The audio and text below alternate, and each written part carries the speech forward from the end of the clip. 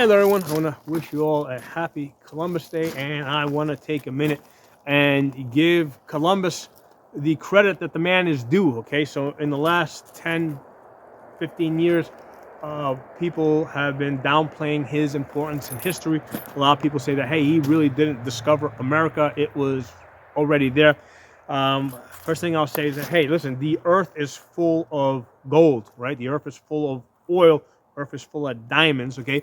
But you got to go look for it. You got to find it, okay? And I don't think it makes a difference if you are looking for gold and you find diamonds instead, or you find oil instead. You know, whatever you find, if it's valuable, you get the credit for it. You get the benefits of having found that, okay? So that's the situation that I see with Columbus. The guy took a tremendous risk, okay, a tremendous risk by sailing west. Now, people knew going all the way back to ancient times that the Earth was round. Okay, they could see the shadow on the moon, the Earth's shadow on the moon. They also had competing ideas as to how big the Earth was, the circumference of the Earth. Now, some people had actually calculated the circumference correctly at about 24,000 miles. Okay, but other people were saying, nah, it's not that big. It's only about 12,000 miles all the way around. Okay. So Columbus basically took a gamble, and he bet his life on it. Okay, he said that, hey, this group over here that says the Earth is 24,000 miles round, I'm going to bet that they're wrong, and I'm going to go with the group over here that says that the circumference is only 12,000 miles. Right now, he was wrong on that. He bet on the wrong group, and he would have paid for it with his life. Okay, if there was not land at the halfway point, right, between Europe and Asia, he probably would have been lost at sea. He would have ran out of supplies. He would have ran into bad weather. He probably would have died. Okay, he would not have made it back. So there was a little bit of luck there, right? That land was there, but he took a tremendous risk. And now, one of the things that people don't give Columbus enough credit for is that the guy was an expert navigator. Okay, so he had to use the tools of his time. He didn't have GPS, and he didn't have basically he relied on wind for power, which is very inconsistent. So he used a technique called dead reckoning, which he was like one of the best at. Where he basically you can use the sun, you can use a compass to kind of judge the direction that you're going in, right? But there's a question of how far out have you traveled, and with this method of dead reckoning, what they would do is they would drop like a bucket in the water with a rope attached to it, and as the ship went along, the bucket would get pulled out, and the rope had knots in it. Okay, so they would count how many knots, because the knots were equally spaced, how many knots would pass in a given amount of time. I don't know what time is, and that's how they would determine their speed. And they would have to keep doing this, right? Because every time the wind changed, every time the power of the wind changed, they would have to make they would have to calculate this, and they would just have to keep making these measurements and trying to keep track of what direction they were going in and how fast they were going and how far out, so that they could repeat this, right? Because people I'm going to bet that if you go back all the way to ancient times, people knew, right? Ancient Egypt, ancient Greece, Romans, they all knew that there was a giant ocean to the west. Okay, they knew that the Earth was round. They knew if you went that way, you were probably going to come around to the other side. Okay, so I am sure that in ancient times, either intentionally or by accident, or by just getting lost at sea, I am sure that people had from Europe, from Africa, had arrived on the American continent. Okay, and I'm sure that people from Asia had accidentally or intentionally sailed to the American continent. Okay, so I'm sure that people made the journey. However, they were not able to record and repeat that journey. Okay, they weren't able to get there and make it back and tell other people, how to get there themselves. Okay, so that is what Columbus was able to do, that nobody else had done before, and that's why the man gets his own day. He gets Columbus Day, right? Because he played a very important role. So yeah, that's one of the things that you cannot like just poo-poo away, right?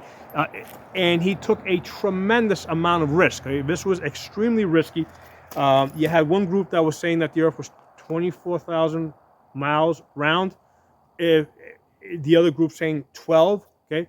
If the Earth was 12,000 miles? Yeah, it would have, I mean, it's practical. It would have been economical. It would have been cheaper to travel west rather than try to go around around Africa or travel across land. Okay, but if the Earth was 24,000 miles round, which it is, okay, it's not economical and it is highly risky. Okay, so he got really lucky that he landed on this land. Now, a lot of people say, yeah, listen, the guy was stupid, right? How did he got there? How did he not realize that those people were, based on the people and based on the language that they were speaking and based on the way the buildings looked, how did he not know that he was not in India, right?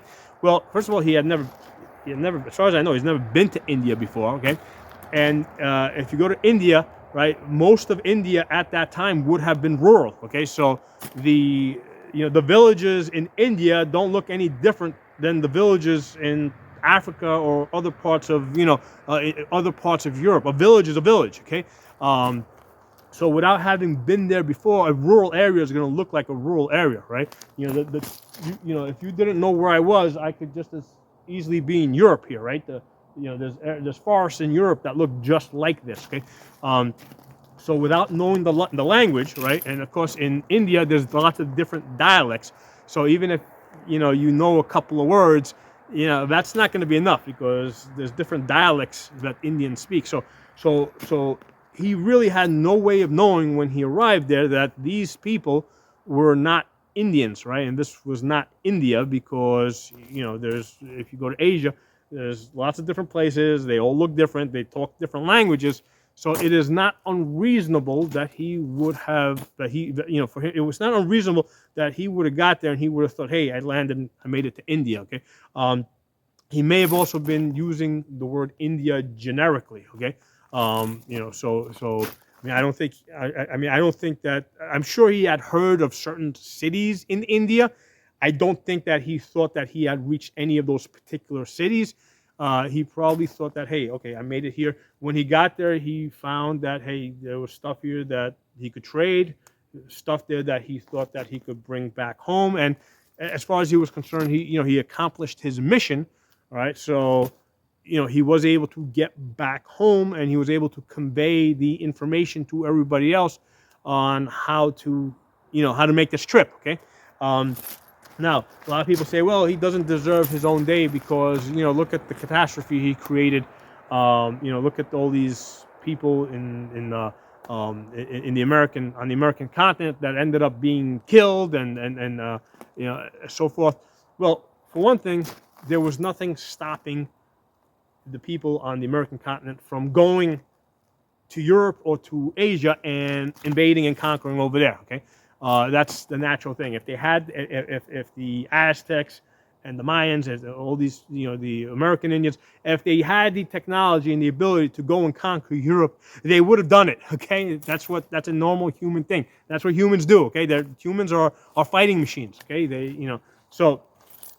if the Europeans had not come and conquered the American continent, all right, given enough time, I'm sure that the people on the American continent would have advanced, and perhaps they would have went and conquered Europe, because that's what humans do. Okay, so now the other thing is you can look at this from perspective that the people that were on the American continent, they should have understood the risk that foreigners posed and guarded their borders, right? If they had to trade with them, they should have done the trade and then just show them the door and get them out. Instead, what they ended up doing, particularly with the case of Cortez, is these different tribes were fighting with each other, right? Different people were fighting with each other, so they decided that, hey, they were going to ally with the with the Europeans to try and defeat their, the other tribes that were their enemies. Okay, so the tribes made that decision themselves. The tribes decided to ally themselves with the Europeans so that they could defeat their enemies, and this was the case even in North America. Okay, when we talk about the French and Indian War, okay, that predated the American Revolution, there was Indians that had allied themselves with the French, okay, and they were fighting against the British, okay. Likewise, after the French and Indian War, the British made peace with the Indians. They made some treaties with them, right? And what happened during the American Revolution, you had some Indians that were assisting and fighting with the British, and you had some Indians that were assisting and fighting with in the American Revolution. Okay, so the Indians, rather than coming together and all being on one side, they were electing to split themselves up and take one side or the other side. Okay, so that's not something that you can blame the Europeans for. I mean, that's a situation that presented itself. I mean, it's not an extremely uncommon situation. Basically, the enemy of my enemy is my friend. Okay, we see this playing itself throughout the whole world, right? Even today. So you can't blame Columbus for any of that. So I just wanted to give the guy some credit. I mean, the guy, extremely brave. He made this dangerous voyage, took a great risk. He was a great navigator. He was able to get here and get back and convey this information to other people. And he was able to repeat the trip. He made the trip about a total of 4 times, I believe. So, I mean, that's why he gets his own day. He gets Columbus Day. All right, so drop some comments. Let me know what you think. I'll talk to y'all soon.